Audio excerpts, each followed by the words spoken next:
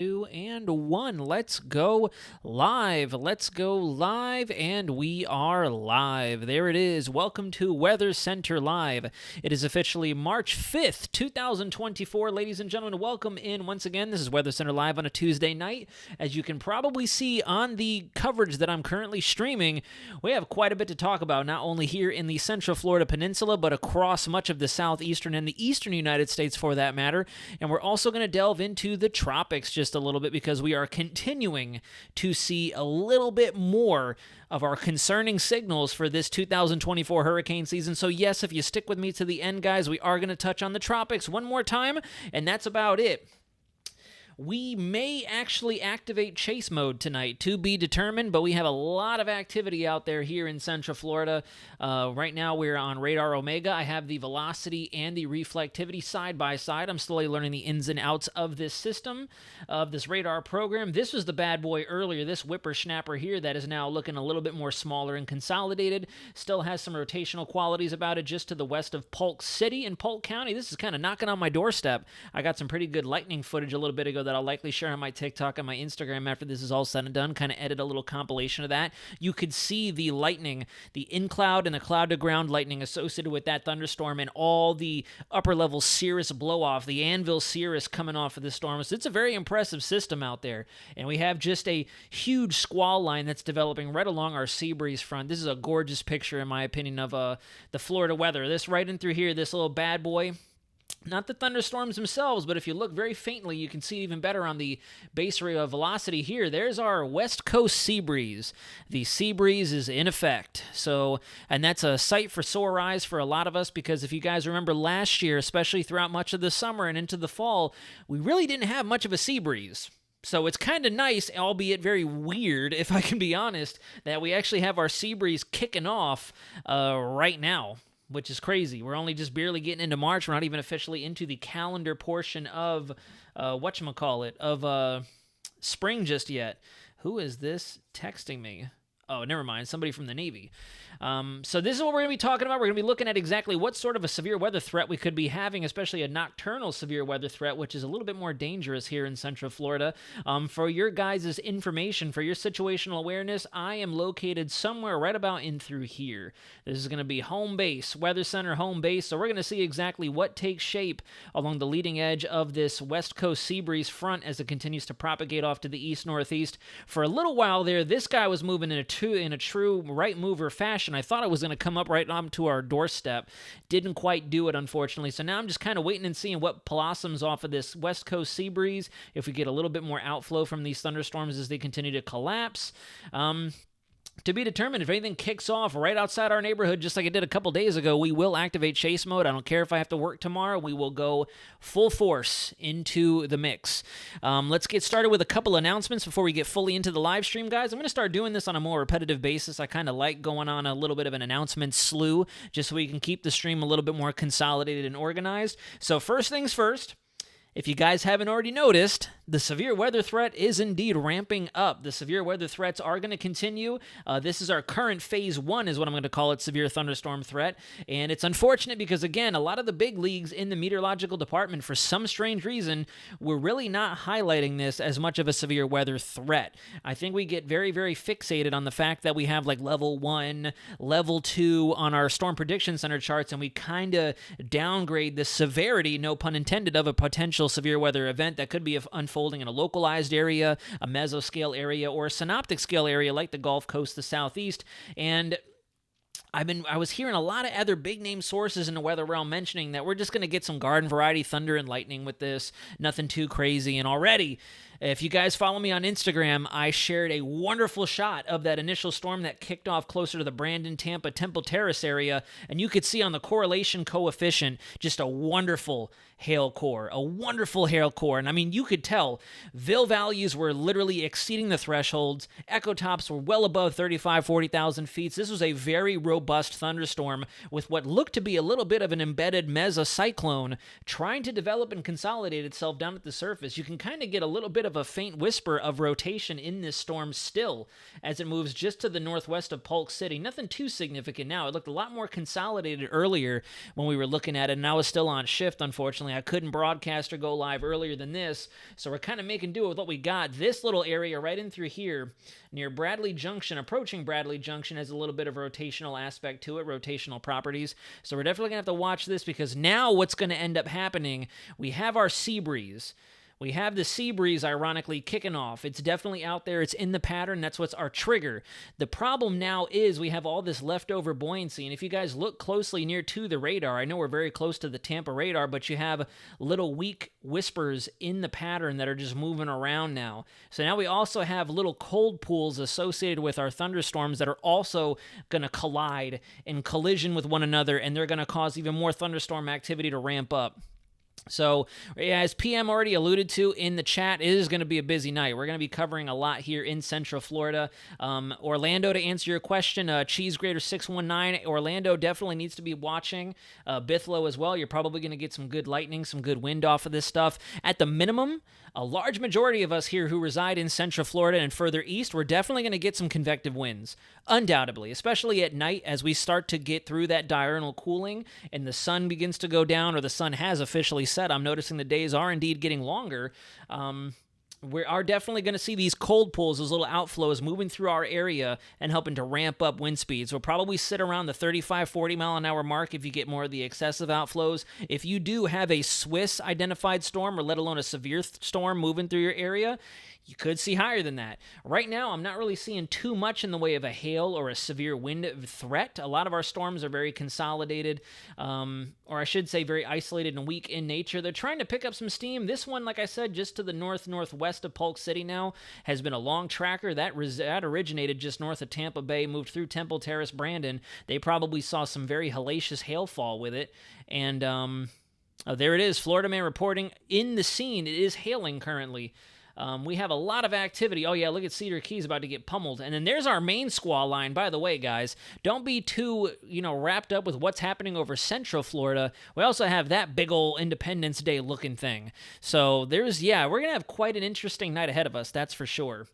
It is definitely more than likely going to hold together if we don't get too much outflow, too much stabilization from these storms that are already firing off. And it's very cool how you can see the two different features here. So you have your clear as crystal synoptic driver. This is your big old weather feature right here. This is our system that's going to be moving through.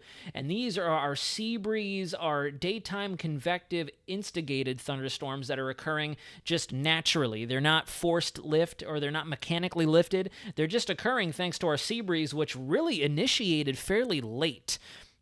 For my non-Florida natives, the sea breeze will typically initiate along the coastlines. If I'm not mistaken, if my memory serves me right, they'll usually start to initiate anywhere between maybe 11 to 1 p.m. when the maximum point of daytime heating has finally concluded and we are at the hottest part of the day. And then typically between 4 to 6 p.m. is when we start to see that convergence in the interior part of Florida. Well, you'll get your severe weather that'll just explode over Polk, Osceola County, over Orange County, Sumter County, etc.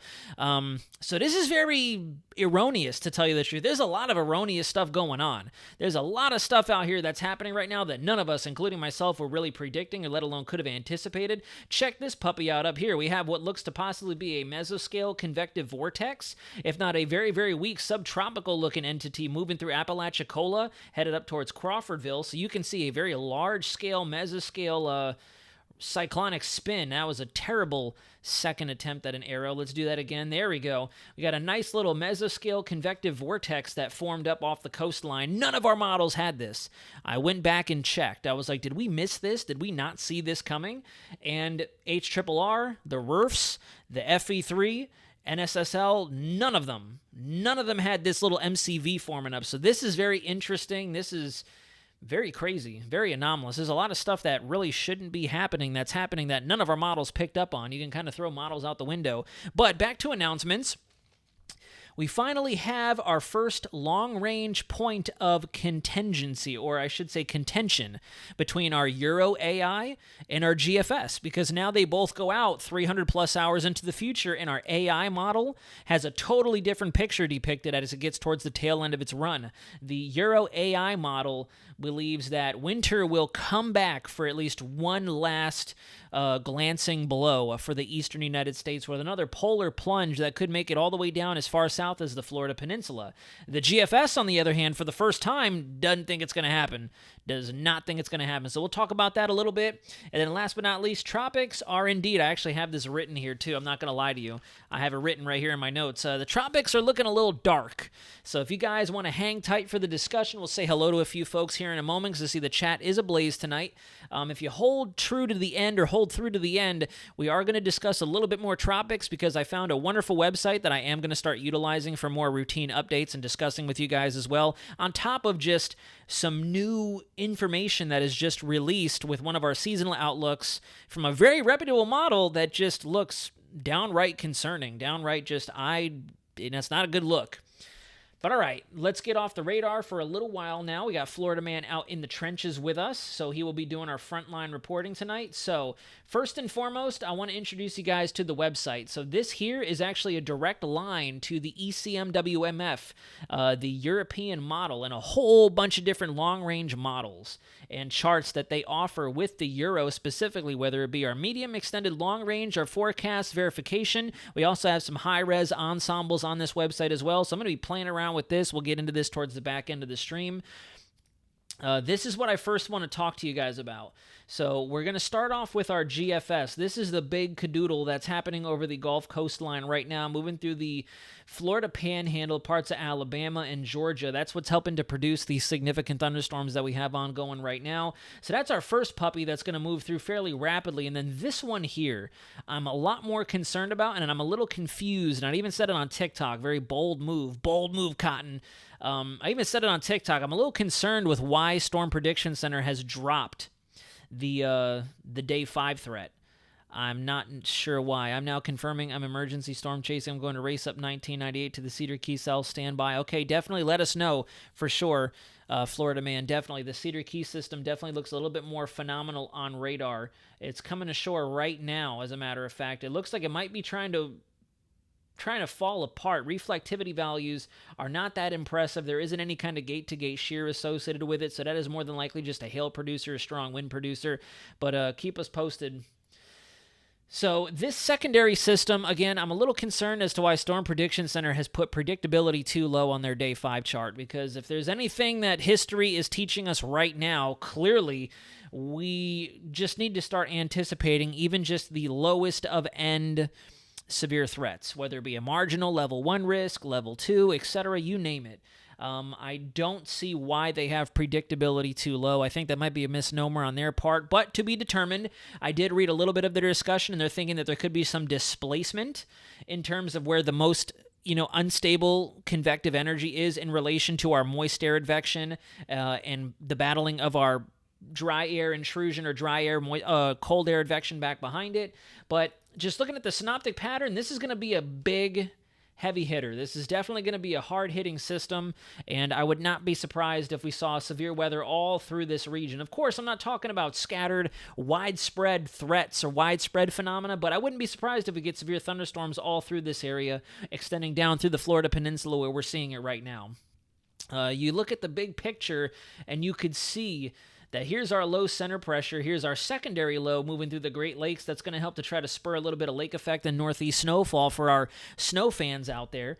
But then notice how we have lots of really good high-pressure ridging occurring back behind it right in this quadrant here over Texas, Louisiana. And I think that's what's going to help. My favorite slogan most recently, this is definitely, I got to coin this phrase, but I think that's what's going to help give us a little nudge and increase our threat for seeing some really good mechanically lifted thunderstorms right along the leading edge of our system and some potential multicellular, if not bona fide supracellular action in the warm sector because of this very gratuitous warm conveyor that's going to be established out ahead of it. So we'll talk a little bit more about the finer variables of that. Right now, we're just kind of outlining the big picture pattern.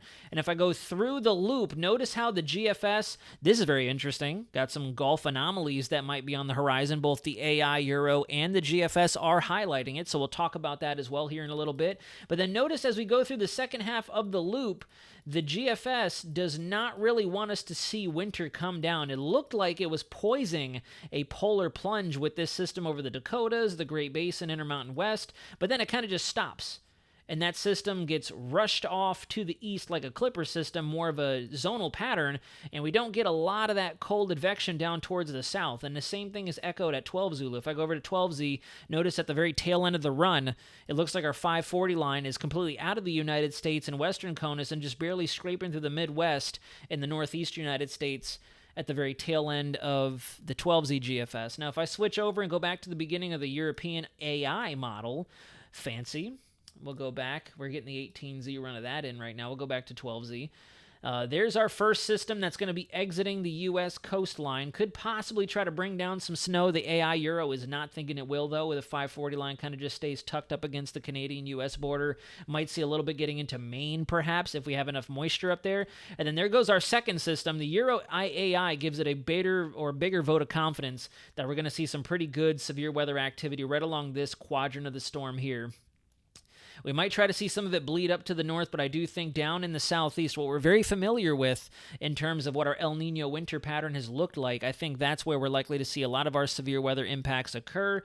And then if you notice, as we go through towards the back end of the loop, we get some really good vigorous activity that the Euro is calling for as we get into 16 March. And then notice, look at this huge polar plunge that comes all the way down towards the northern periphery of Florida through Mississippi, Alabama, and Georgia. Here's your 540 line. So there's your trough in the upper levels of cold polar air. So this is why the Euro thinks that there is going to be one last blow of winter. There you go, right there. There's our 850 anomalies, and this does a wonderful job of painting that picture. Some very cold anomalies entrenched across the eastern United States. So according to the AI Euro, we finally have our first long-range debate. For the GFS, not so much. For the Euro, yeah, we're going to have one last punch of cold winter conditions before we say goodbye and bon voyage to winter altogether, because if you look at the timestamp, this is Tuesday, March 19th. Spring, according to the calendar, is knocking on the front door. So we will see, to be determined. We'll go over to our traditional European model, our more favorable IFS model, the short to mid-range version of it. And there goes our first system. And even here, if you look at the traditional European model, as I call it, very good warm conveyor is situated over the southeast. We're going to have lots of good cold air advection. And when I say good, nothing near as much as we saw during the heart of the winter season, but just enough to tap into the warmer temps and the moisture that we are going to have entrenched across the Gulf Coast and the southeast U.S. And if I switch over to our 850 millibar winds, this is also what has me concerned. Not an incredible shear component, but enough of a shear component and enough of a low-level jet to signify that we have very good moist, warm, maritime tropical advection going on across the eastern seaboard all the way up into Quebec, James Bay in Canada. So definitely something worth watching, and you guys can kind of see, it's a little difficult to see, but notice how we have our lighter shades of blue to the right of the line that I just drew, and then to the left of the line I just drew. So we actually have a good moisture feed coming right up out of the Caribbean. There you go. This does a wonderful job of showing that. You can see a clear area or a clear source region of where all that maritime tropical air is going to originate from, and then we have a clear vacuum coming out of the northern parts of Canada, all the way down to the southeast. So very good area of conflict that is likely to originate with the storm system. Again, I'm not too sure why good old Storm Prediction Center has completely dropped a day 5 risk. I feel like they need to keep something on their charts, because taking a look at the Cape, even just at the low levels associated with that system, big time values. And, they don't look very impressive from this standpoint, but if I were to switch down to our southeast United States AOI, you can see it clear as day. We have easily between 500 to 1,000 joules per kilogram with that second system right there. Easily. Spanning all the way up into Tennessee, South Carolina, or the Carolinas altogether. We have some embedded areas trying to get up to the 800, 900 threshold in central Alabama, Georgia. Florida Peninsula, once again, is going to see some pretty decent Cape across the state, so I don't know. I don't know. I don't know why they dropped it off of their charts. The SIPS, as a matter of fact, that experimental severe weather model, and I'll pull that up here in a second to compare and contrast with you guys, it actually elevated the threat. So we will see. We once again have a point of contention across Storm Prediction Center and what our experimental model is thinking. Let me see. Do I have it saved here? I do not. Let me go ahead and do a quick Google search. Pardon the quick change in pace. So this is our severe weather analog model. If I fast forward to day 4, makes sense. There you go. There's our day 4 risk. Hail, tornadoes are definitely there. You can see a nice little area for hail. Solid area for tornadic activity for East Texas, Louisiana, Mississippi, where we're very familiar with it. And then if you switch over to day 5, bam. Continuation of that. Hail is definitely much lower, much weaker. Still have a tornado threat, and then if you look at our all severe, it has gone up. So I'm not too sure. Maybe what they're going to end up doing is slapping us with a level 1 or a level 2 by the time we get another day or so out in time. Maybe by Thursday we'll have something highlighted for the rest of the Southeast. But I am fully in agreement with what the SIPS has here. Not too sure why SPC does not have at least something. I don't know. They got to have a little bit more leeway, I think, in days 4 through 8. They got to have something on there and, just to put it on the map. That way it doesn't look like to the average viewer that they've dropped the threat altogether, because it definitely is not, it's very deceiving. This is what we have on Storm Prediction Center now, as a matter of fact. Let me go ahead and go to the national view, and I'll pull up the large panel here. So days 1, you could see we have our isolated risk for severe weather predominantly over the Florida Peninsula. It looks like that's the only area with a severe highlighting as of right now, which is, I guess, good news. And then here we go into day 3. We have our central Texas, southern Oklahoma area highlighted for a level 2 risk, Oklahoma, Arkansas, Louisiana, and the rest of Texas highlighted for that level 1 risk. And then day 4, we have that same general area highlighted as we saw on our SIPS model, and then day 5, they bring us back to that predictability too low. I guess it makes sense looking at the parameters that they're looking at. However, I would go ahead and bullseye it just because they've been hesitant in the past, and every single time they've been hesitant in the past, we end up getting slapped upside the head by a hatched area or an enhanced risk at the last second. So at this point, I would go ahead and I'd rather take the false alarm than the miss. That's just my opinion. Looking at what I'm looking at, I haven't dug into the nitty-gritty. So, of course, take what I'm saying as with the grain of salt, the classic phrase, to be determined. And then we still have some pretty bad fire risks. It's like our drought has actually moved off to the west. We had very, very severe drought conditions over the southeast. El Nino became our best friend, kind of eradicated that. And now, looking at the most recent drought monitor, it looks like the south and the southwest really have some bad drought conditions going on, and we don't even want to get started on the severe fire that occurred in the Texas Panhandle. Don't even get me started on that. It's such a shame. Kirsty, excellent question. Alabama, I do think you guys are going to have to monitor for a severe threat. Storm Prediction Center is kind of in, I won't say hibernation, but they're a little hesitant to push the button on that. I would definitely say that we have enough justification for an isolated marginal level 1 risk. So I would say just prepare to batten down the hatches depending on where it is you are located. If you're in the northern half of the state to the southern half of the state, I think interior Alabama is going to have the greatest running at some severe weather, maybe the southern half of the state. But of course, we can't discount the northern half, so I would all around broad brush it and give it an entire level 1 risk if it were up to me. Tornado threat is a possibility. I have not really looked at the parameters. We can go ahead and dig into that right now. But truthfully, I would definitely think you have a much higher of a of a wind risk. And there will probably be an isolated funnel or 2 just because of that shear component. There's going to be a greater chance for tornadoes, I will say, with this second system than we do have with this first one. We have the shear component, but it won't be nearly as impressive as with this second one. The second one is going to have a bit more of a low-level jet at 850 and 700 millibars as opposed to right now. Right now, we just don't have a whole lot of low-level winds. If I were to switch over to our 12 Zulu GFS and flip us back over to the 850 millibar wind flow, you can take a look here. We don't really have a lot out there. It's actually very impressive that we're getting the rotation that we are, and I do believe it's probably more attributed to our upper-level winds. We still have our subtropical jet that's been around for all of time now, it seems like, with as long as we've been in this El Nino. But then if you rapidly fast forward, and this is the GFS now, if you go back over to our next system, you can see just a little bit greater of a shear component, not as much. The GFS doesn't give it as much of a vote of confidence as the European model and even the Canadian model does. The Canadian model shows a very, very favorable low-level jet setting itself up along the eastern side of that storm system, this expansive storm system. So I do think our tornado risk, depending on how much CAPE we can truly realize in the environment, both in the low levels at the surface and in the mid to upper levels with our mechanical mechanisms that are going to be driving this thunderstorm threat, that's going to be the real determinant. If I switch over to our surface-based CAPE based on the GFS, you can see we do have a pretty decent amount that gets into Mississippi, Alabama, the Florida Panhandle, and even more into Georgia and the Carolinas. Once again, the Florida Peninsula, for some strange reason, just doesn't want to get on the ball, doesn't want to get in on the action. We will have to see, because lately we've definitely been getting a little bit more interesting across the peninsula.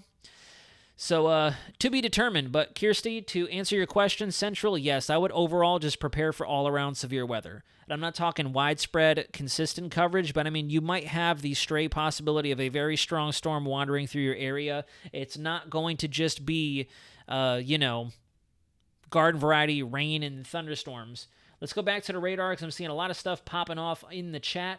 Let's go ahead and take a look outside. It looks like our systems are finally making their way closer to my neck of the woods. Oh, yeah, it looks like we're starting to get some discrete systems by themselves, too. I'm watching this right in through here that's moving towards Bartow. They're all separating. They're kind of isolating themselves, which is very interesting. I'm surprised that this puppy here is still alive. Moving due north of Polk City now. It looks like this boundary back behind them, the sea breeze, is going to catch up to it, and that's going to merge, or it's just going to evaporate as that energy gets pulled out of it. And I think there's also some action going on to our south as well. This looks like it has a little bit of a rotation. It did have some rotation to it, just looking at the signature here. Yeah, very weak rotation. It's starting to fall apart. LaBelle to the north of them. Definitely watching this right here to see what happens. Definitely waiting and watching to see what that happens, because that's headed straight for me in this area in Haines City, Davenport. So that'll probably be hitting outside just before, or if not, shortly after I end this live stream. So we'll wait and see. We'll see what happens. Let me take a closer zoom in and see. So there's Winter Haven. That's where I go to the gym all the time. Let's see, where is Haines City? There we go. So, yep, Haines City is right here. And that system's headed right towards us. So we will see what happens. Let's see what happens as it moves over Lake Hancock, Eagle Lake, Winter Haven, and go from there. So we'll see. But all right, so let's go and get into some of those convective indices and take a look at what we're possibly dealing with. We'll switch websites here for a second. Go over to our College of DuPage, and we'll take a look at our GFS. And we'll go down towards the southeast, and we'll look at some of our convective products. We'll start off with our ML CAPE. We haven't taken a look at ML CAPE since they discontinued it off of, whatchamacallit, off of Tropical Tidbits. They replaced it with SB CAPE. So here's our ML CAPE. Mixing layer CAPE looks fairly impressive with a little bit of a cap. But there is a nice area that's likely to remain uncapped for sure. We'll have to take a look at SKU-T soundings as we get a little bit closer in time, probably Thursday, Friday. We will have to wait and see, but definitely some pretty solid ML CAPE moving across there, especially for the Panhandle right there. Wow, that's a pretty impressive slot of ML CAPE for the Pensacola-Eglin Air Force Base area as well. Supercell Composite, I have not looked at this yet. Oh yeah, Supercell Composite's looking fairly decent. Not as extreme as we've seen in past situations, but definitely looking like it could be a possible chase scenario for the Panhandle, Southern Alabama. And then what about our EHI, Energy Helicity Index? Yeah, the Energy EHI is nothing too crazy, but, you know, it's there. It's definitely there. We've seen worse, that's for sure, in the past. And it looks like it kind of all goes away later down the road. What does our lid look like? What does the cap look like? So it looks like we are going to see some areas that are going to become uncapped. Some isolated regions that will remain capped, stable, more than likely. I'm looking at this area right in through here, though. Right in through there. If we were going to chase, it's going to be somewhere just to the west of where we were positioned last time. We shall see, though, to be determined. But going back to what you were asking earlier, Kirsty, it definitely looks like you guys have a shot at some pretty strong storms depending on exactly what shakes out. If it blurs together, then obviously it'll turn into just heavy rainfall. You'll have to watch out for that localized flash flood risk. We saw that a lot with the last couple of squall systems that moved through. Alabama, Mississippi, and Georgia had a lot of flash flood and special weather statements associated with these systems because they were producing decent winds, but a lot of rain all at once. And then that severe weather risk is definitely going to exist depending on how much warm advection we can get out of this. Let me look at the theta E real quick, see what the theta E is showing. Yeah, so the theta E is definitely conducive for severe weather. I'll just hold it right here. I'll just hold it right there, and that's perfect. There's our dry, cool air punching in. There's your front, and there's your warm sector right there. So anywhere in this quadrant, definitely the scenario where you could see some really decent thunderstorm action. And I say decent because, you're going to have some pops of thunder and lightning. You're going to have some pretty good frequent lightning, more than likely, especially as we get more intense updrafts. You get that collision and coalescence of our ice crystals and whatnot. Haven't seen that in a while, and that's probably because we've been in winter time. To answer everyone's long-awaited question, why we haven't really had much thunder and lightning here in Florida, well, we haven't been hot enough. We haven't had enough buoyancy to get these updrafts past the negative or the 0 degree and the negative 20 line to really get those thunder and lightning bolts going and get these charged clouds. Now we're finally getting into that time, so be prepared. Thunder and lightning is going to be a lot more of a frequent occurrence wherever you are in the South, especially in Florida. But there you go. That right there, the theta E does a wonderful job of indicating exactly where we could possibly see a severe risk. Lines up perfectly with what our SIPS model was thinking a little bit ago when we took a close look at that. What does our dew point look like? Oh, yeah, even better. There you go. Dew point is looking fairly impressive as well with that next system. Dew point's up to 70, potentially, in the Florida Panhandle. So, yeah, I don't know. That could be our target zone if we are going to bum rush it up there. And how close are we? I definitely agree. I still cannot believe at the last second I changed my plan. I'm still low-key salty about that. Especially every time I revisit Dr. Reed Timmer's video of him intercepting that Panama City Apalachicola tornado. What a bummer. That could have been us. That could have been the Weather Center getting hit headfirst by that F2 as it made its way onshore in Panama City, because that was the plan. That was always the plan, and then I messed it up at the last second. I'm going to go to Tallahassee, and nothing happened. Well, I mean, it happened, but then even then I left a little too early. But yep, there you have it, guys. This is why I do think that Storm Prediction Center needs to put something back on their charts. Very wonderful quadrant, very good warm sector of this system as you have all that dry air kicking in from the back side of it, that high pressure ridging. This is going to be your area of conflict where we'll likely see a squall line develop. And then anywhere in here, perfect area for some thunderstorm activity, albeit some localized severe activity. Let's take a look at what our average cloud cover looks like. Let's see.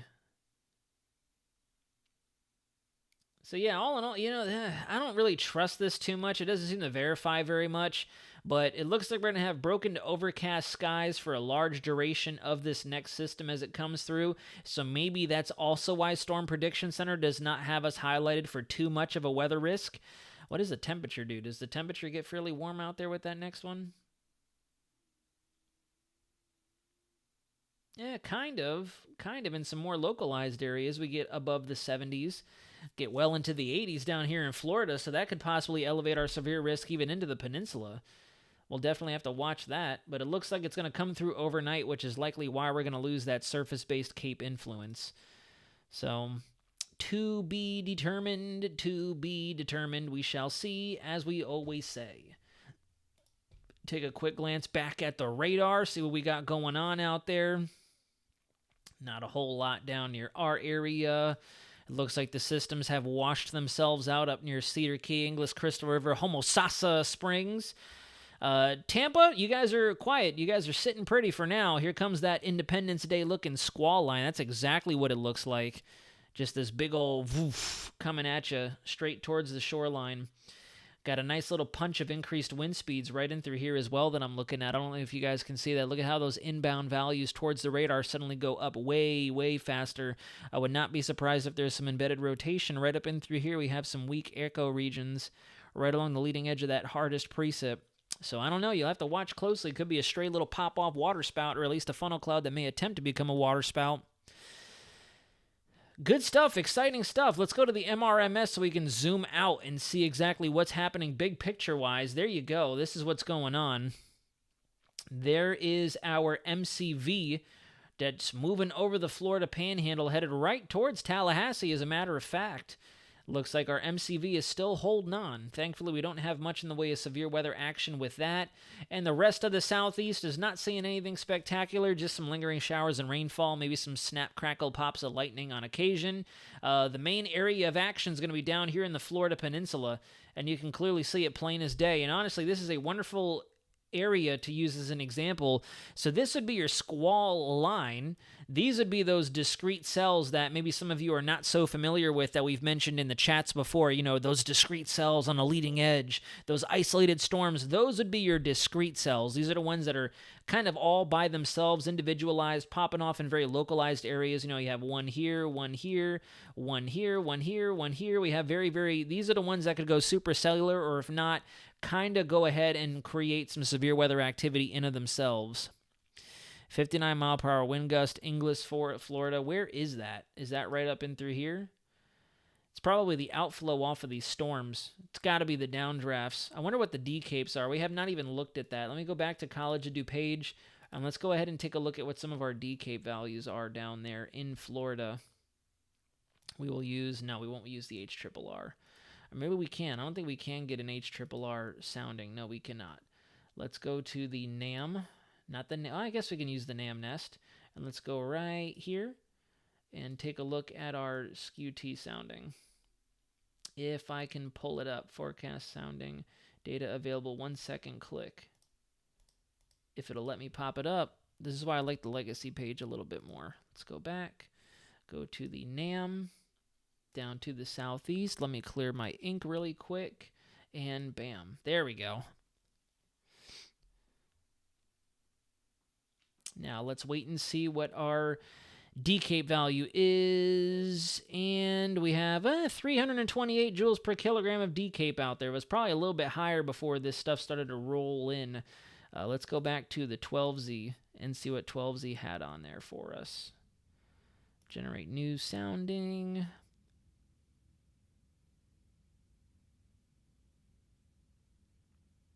D-cape 502. There we go. So D-cape earlier today was up to 502 joules per kilogram. Can I go to the timestamp forward? And D-cape later on in the afternoon went up to or down to 413. I did notice something very, very intense. Surface-based cape, according to the NAM here a second ago. Let me see, can we find it again? Nope, where did it go? Let me go back to the 18Z sounding and generate new sounding. I saw something very, very impressive just a second ago. There you go. Wow, look at that. Yeah, this is valid for, let's go back in time a little bit. Let's go back to the 0 hour for 18Z. Look at that. The NAM definitely was a loaded gun sounding. Wow, look at that. Definitely not highlighted by any of our other models, guys, and I'm looking right here. Look at these cape indices. Surface cape, 2,300 joules per kilogram. Effective cape, 959. ML cape was down to 367. Most unstable, 2329. So this is all realized convective available potential energy. That's pretty good. Wow. Pretty good. There's our shear component going in that clockwise fashion. So, dang. According to the NAM, we had a very, very volatile atmospheric setup for some pretty good stuff. And then there's our severe hail. So, yeah, the NAM kind of hit it right on the money with there's the marginal severe risk that it was highlighted there. NAM did a pretty decent job. Wow. Very interesting. Very good to know. Might have to lean in on the NAM a little bit more often, at least for these SKU-T soundings. We'll have to see. But all right, we're getting to 8:40, so we're going to get into some of our favorite parts of the stream. We're going to talk tropics, and then we're going to wrap up. All right, so first and foremost, let's go back to our European model homepage, and we're going to start looking at a couple things. So first and foremost, here is our SST analysis brought to us by the European model, and as you can see, the Euro is definitely thinking as we get closer to April, May, and June, we are going to see El Nino fully collapse, and the key takeaway here is we're going to be in that weak to moderate La Nina as we go through the heart of the hurricane season. So, yeah. Very good stuff. Very good stuff. That's something we already know for certain, but this is where it gets a little bit more interesting. So check this out. This here is going to be our long-range tropical cyclone frequency, which is going to kind of give us a bit of an idea of how many tropical cyclones, or I should say tropical storms, are likely to occur according to the Euro. Like I said, this is a pretty impressive model, in my opinion, for us to come together with this kind of data. And if you look, the Euro is definitely going way up for the Atlantic Basin. The Euro is definitely going way up. We're looking at approximately 17.4 total tropical storms for this hurricane season, which obviously there's going to be some deviation in that as well. The climatological norm would be about 11 or 12 total named storms. The Euro is forecasting upwards of 17 to 18 this hurricane season, which is already technically above average. So very interesting.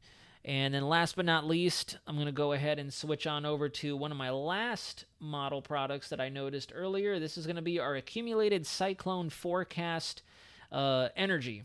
And you can see a score is going to be 0.7 higher than the climatological mean, which is not good. That means that we're definitely going to see some very, very strong systems out there.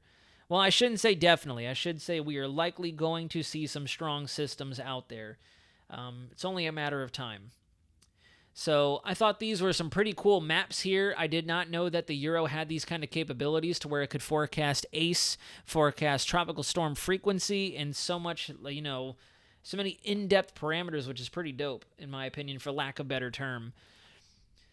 And this is where it gets even more interesting, so check this out. This is going to be a first glance. So this is for April. Let's go to June. And if you look at June, we are already starting to see some very, very, very intense precip anomalies in the Caribbean, the Gulf of Mexico, and especially the Lesser and Greater Antilles. If I switch to July, open season, there you go. We have really, really, really good precip forecasts, or I should say anomalies, over the Caribbean getting into the Gulf of Mexico. But this is not what I really wanted to show you guys. These are just, I'm kind of fooling around with the different model parameters that this website has in store for us, which I think is pretty solid. Definitely pretty solid. This is also something else that I'm very concerned about.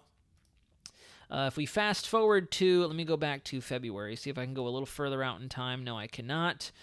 There was a picture I found on X that looked very concerning, and I keep going back to mentioning 2024 could look a lot like 2004, and some of our long-range models are thinking we could have the exact same steering current set up over the North Atlantic as we saw in 2004, which is very concerning. And if you look here, what this model here is showing us, I know this is long-range, this is valid for July, but if you notice, the upper tercile values over the Atlantic would indicate that we have a well-established ridge in the upper levels, or ridges in the upper levels.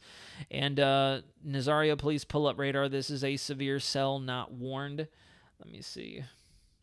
Where are we looking?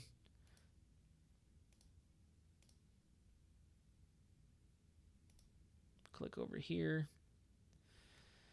Getting closer to game time. Whoa, these cells are very rapidly evolving. What the heck is going on? These are looking a little bit more impressive. That's for sure. We have little beans. These cells are kind of isolating themselves. Gonna have to watch this closely.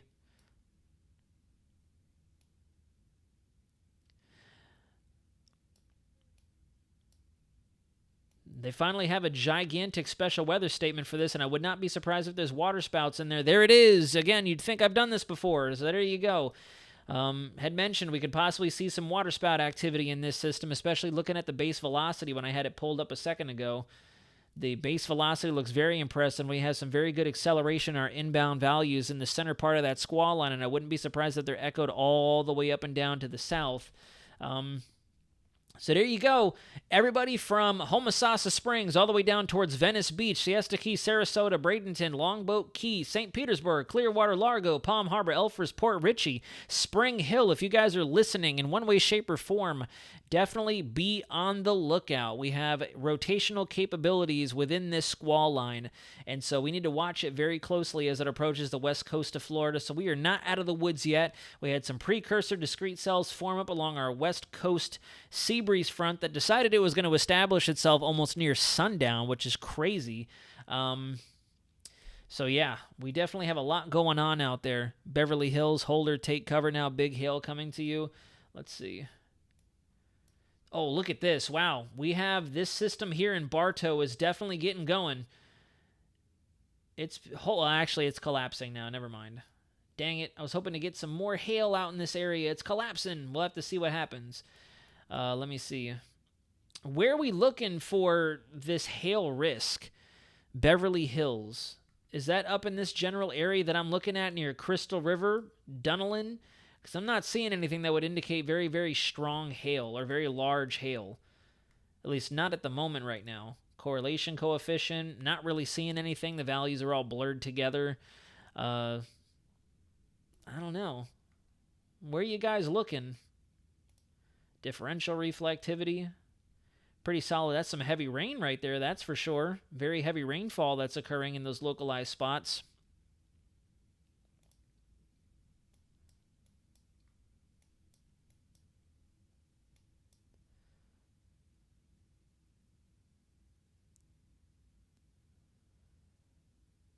Beverly Hills takes 70-mile-an-hour winds. Okay, we got to get some actual, like, legitimate observations out there, because that means that our National Weather Service is likely to have a lawsuit when we wake up tomorrow morning. If we have large damaging hail, 70-mile-an-hour winds, near hurricane force winds, where are you guys looking? Because I definitely don't see any of this happening anywhere. Definitely do not see indications that is happening. Ignore map, something messed up. West of Beverly Hills is rotating.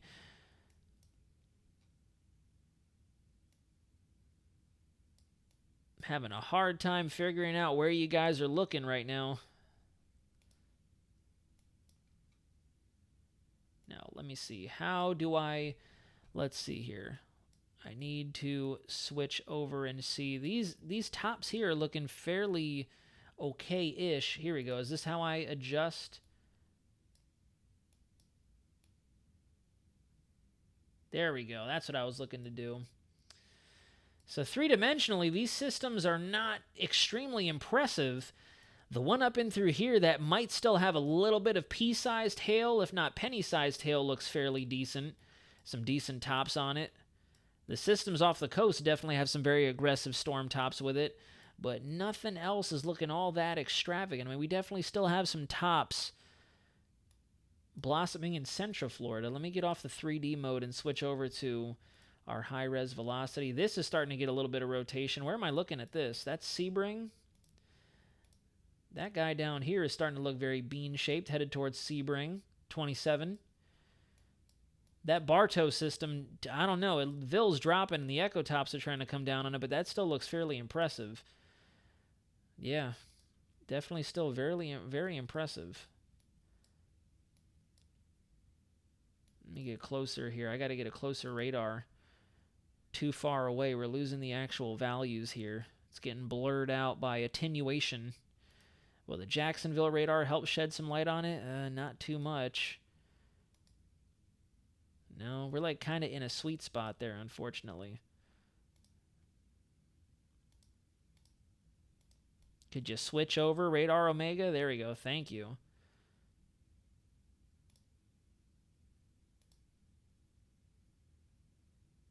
That's not going to give it to us.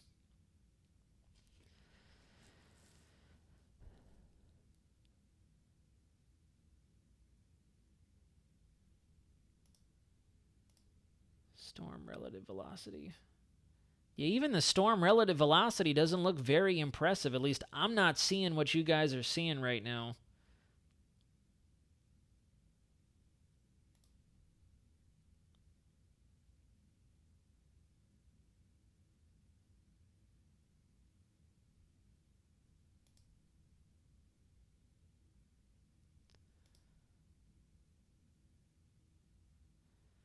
The Melbourne radar definitely looks like something's up with it.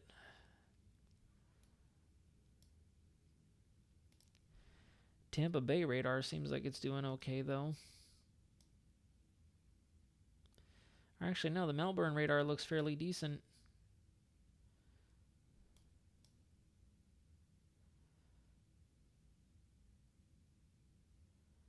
No, they probably won't issue a watch, Ethan. At least I don't believe so.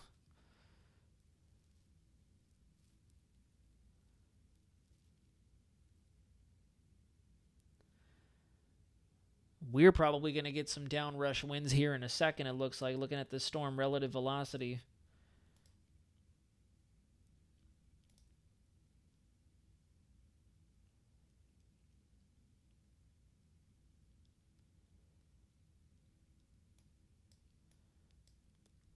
Brooksville, Dade City, Inverness, Crystal River, Homosassa Springs, the Villages. This looks a little pretty neat right there. That's definitely spinning right there. All right. We'll come back to this here in a moment before we close out the live stream. Still watching these guys. They're trying to hold on. Doesn't look like they're going to do it, though.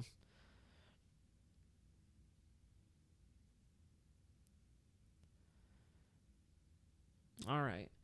We'll switch back over here in a moment. We're going to get into the main event finally. I'll show you guys what I wanted to tell you about. All right. So,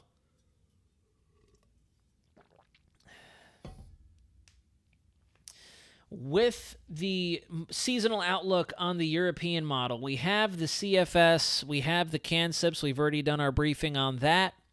And now we have our European seasonal outlook, which is looking even more concerning. If you guys remember back when I first pulled up the outlook, let me see if I can find the picture for you guys to take a reference look, or to take a look at as reference. Let's see here.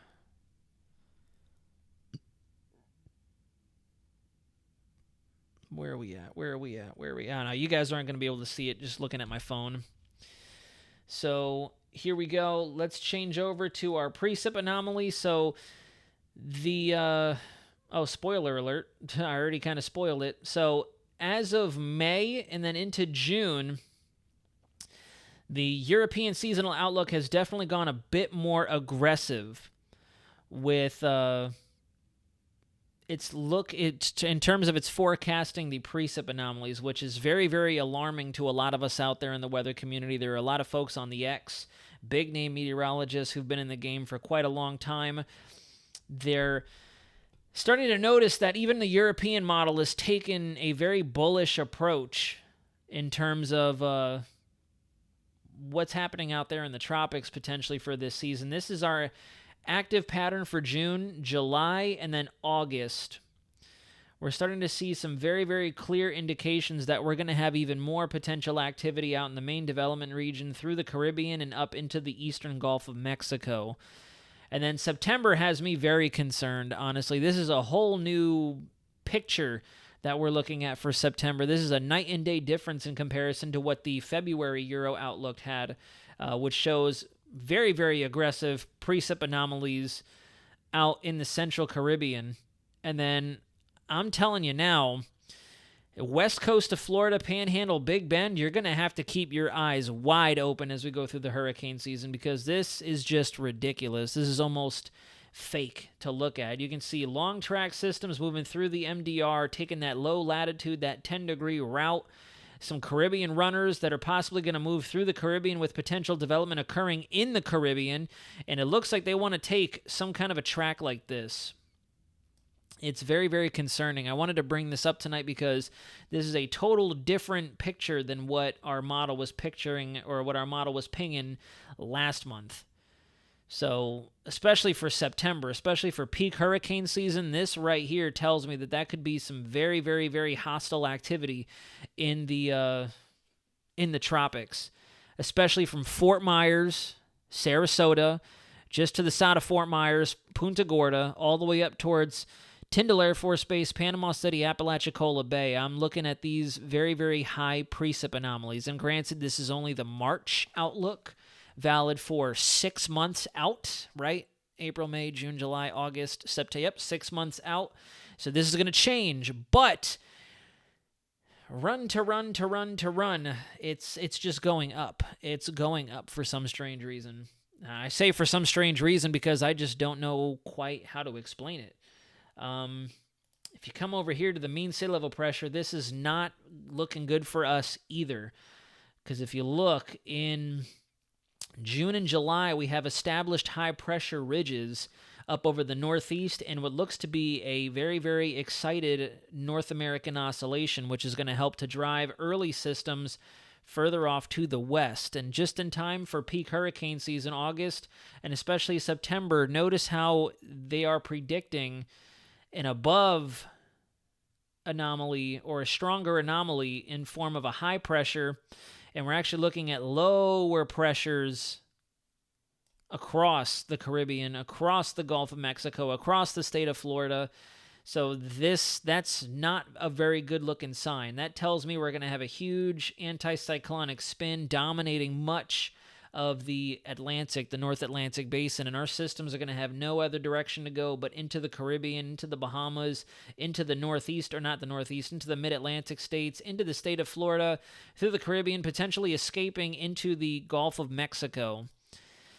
So, I don't know. It's not looking too good. Our SST anomalies are still going to be off the chain. This is for June, July, August, and then September. We're going to finally start to see it balancing out just a little bit because it's going to be at its hottest.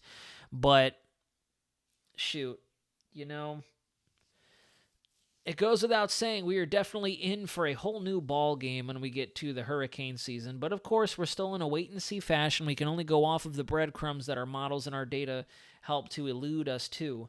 I think we have one last model that we need to wait for to do a discussion on, and that is the North American Multi-Model Ensemble. It's not out yet. I think it usually initializes between the 7th and the 10th of the month, so we'll have to wait and see. I believe there was some new CFS guidance as well that I wanted to cover with you guys. Let me see. What was I gonna? I completely lost my train of thought. No, CFS ENSO guidance. Let me see here. Let me go back. This isn't what I wanted. ENSO forecast is just going to give us what we want. Mid-February. February. From February. Nope, this has not updated yet. I'm just going to go to CPC. CPC is probably going to be the better bet to pull it up. And then we're going to go ahead. El Nino, La Nina. Here we go. Let's go down here.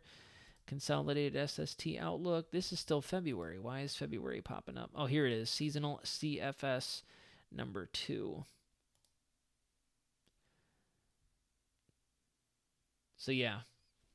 CFS is thinking that we're going to go into a more strong La Nina. It looks like as we get into April, May, we're going to start crossing that ENSO neutral pattern. And then by the time we get into July, the general thinking is we'll be in a weak to moderate La Nina, and as we go through September and October, we could possibly reach down into a strong La Nina. But we're going to have to wait and see.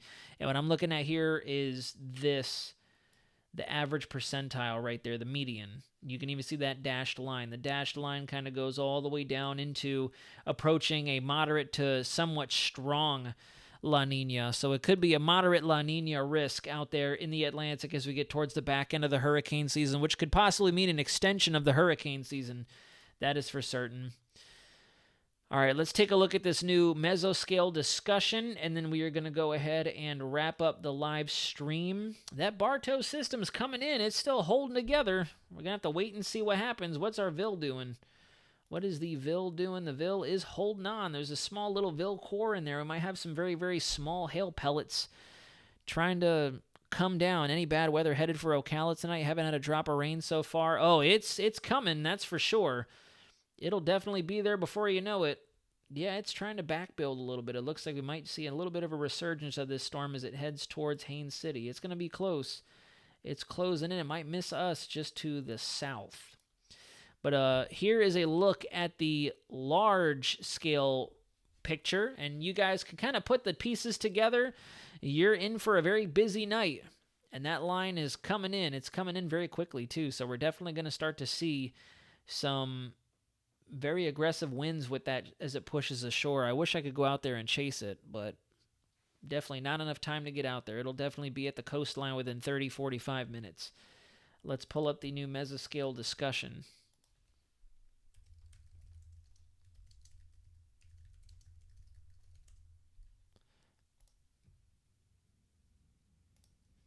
Here we go. Let's see. Isolated damaging gusts and possibly a brief weak tornado could accompany an approaching MCS from the west in the next hour or so. Concerning severe potential, watch unlikely, watch probability 20%. Wow, so they're not even thinking of issuing a severe weather watch. That's very interesting. Very, very interesting.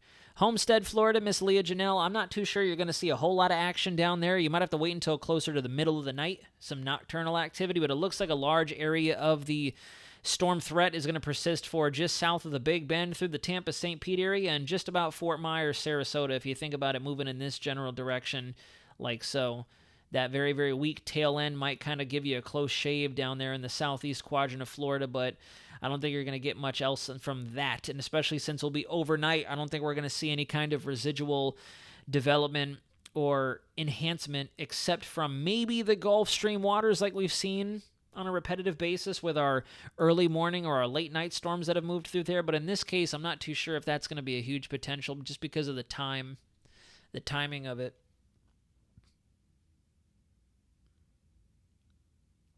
But there you go, folks. 9 on the dot. 9 o'clock on the dot. We are going to get ready to wrap up the live stream. Thank you very much, everybody, for tuning in tonight. You've been a wonderful audience. We definitely had a lot to talk about tonight, and it's been an exciting live stream.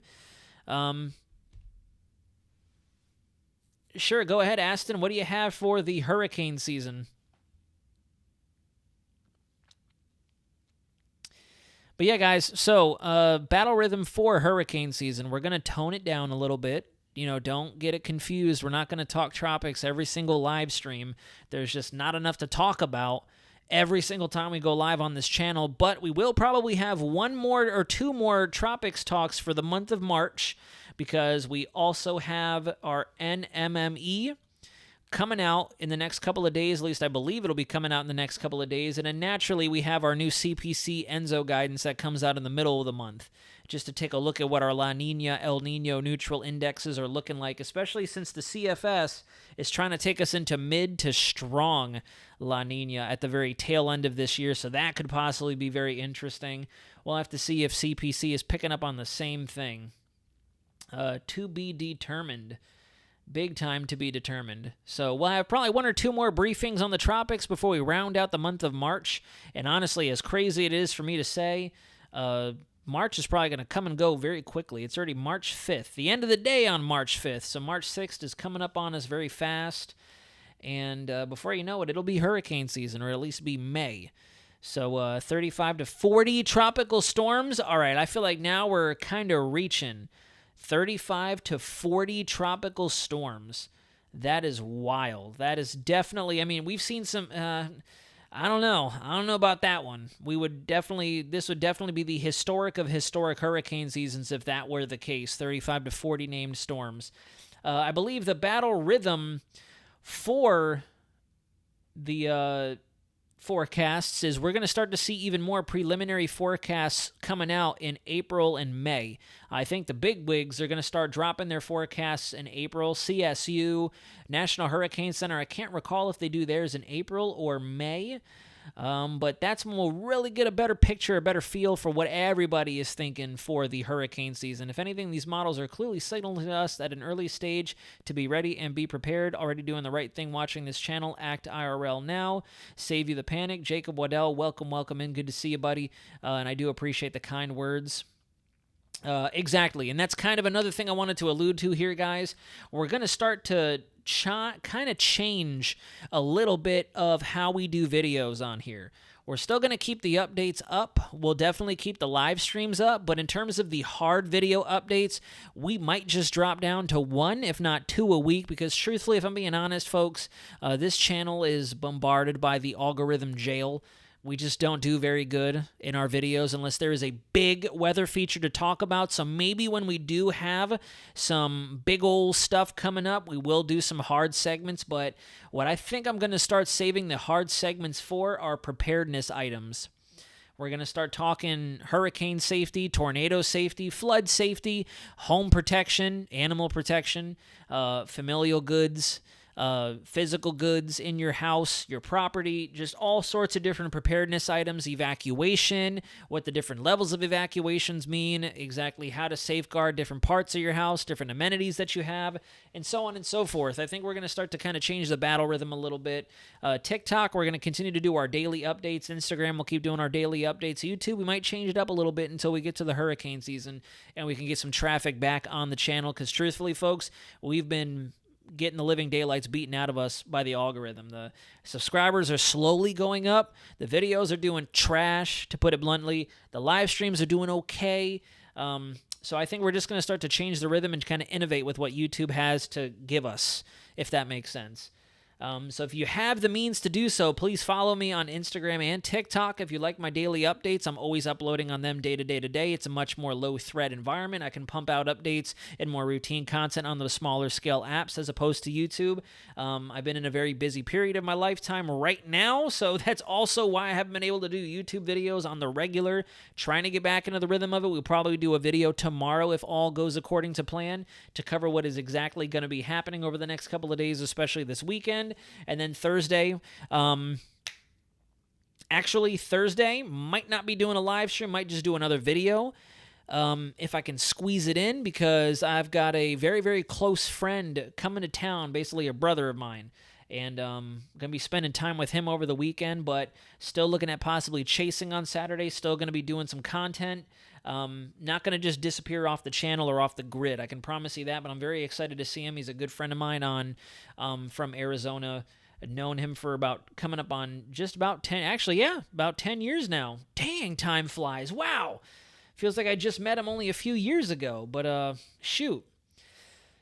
But all right, guys, PM, I do agree. And who else mentioned it? Who else was it that mentioned it? The YouTube Shorts. YouTube Shorts are probably a good way to go to just brief things up. Sarah, someone hydroplaned and crashed due to the heavy rain ponding. I'm helping them. Oh, gosh, wow.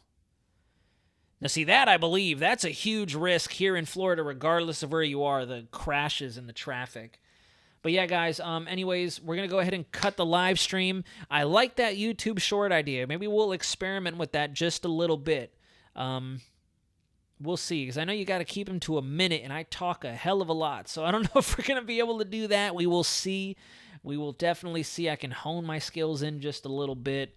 We'll see what we can do. We'll figure it out. But, folks, that is all we got.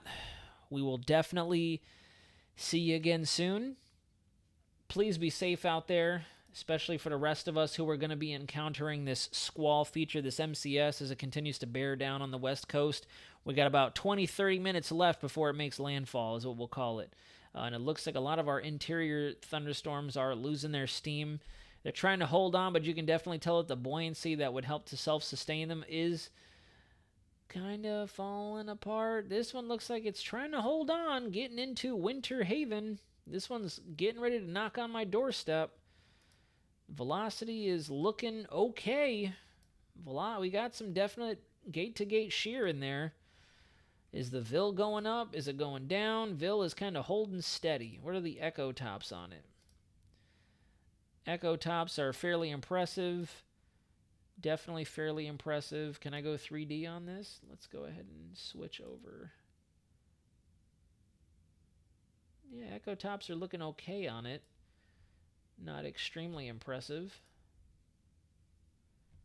I definitely like that little weak echo region that's in there, though. That's definitely very interesting. Oh, yeah, look at that. Actually, there's definitely still some steam left in that storm.